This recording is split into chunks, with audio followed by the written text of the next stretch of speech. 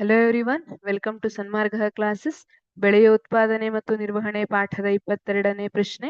ಕೃಷಿ ಉಪಕರಣಗಳಾದ ಎಡೆಕುಂಟೆ ಸಲಕರಣೆಯ ರೇಖಾಚಿತ್ರವನ್ನು ಬರೆದು ಹಿಡಿಕೆ ಗುರುತಿಸಿ ಅಂತ ಕೇಳಿದ್ದಾರೆ. ಎಡೆಕುಂಟೆ ಇದನ್ನ ಮಣ್ಣನ್ನ ಹದಗೊಳಿಸುವಲ್ಲಿ ಉಪಯೋಗಿಸ್ತಾರೆ. ಯಾವುದನ್ನ ಗುರುತಿಸ್ಲಿಕ್ಕೆ ಹೇಳಿದ್ದಾರೆ? ಹಿಡಿಕೆ.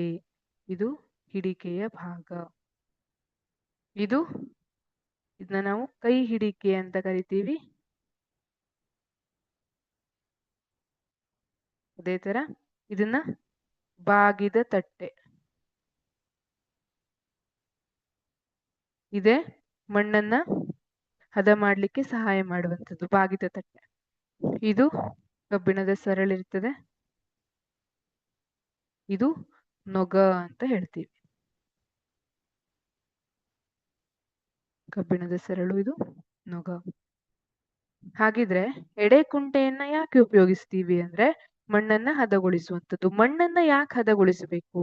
ಯಾಕೆಂದ್ರೆ ನೀವು ನೋಡಿರ್ಬೋದು ಜಮೀನಿನಲ್ಲಿ ಕೆಲವೊಮ್ಮೆ ದೊಡ್ಡ ದೊಡ್ಡ ಮಣ್ಣಿನ ಹೆಂಟೆಗಳಿರ್ತವೆ.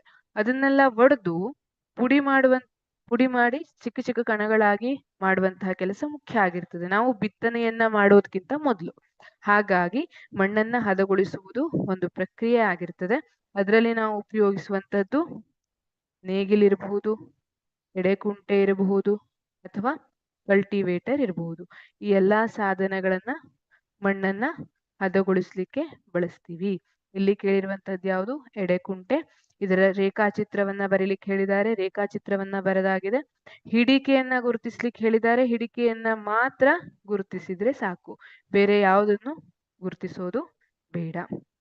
ಸರಿನಾ? Yes, thank you.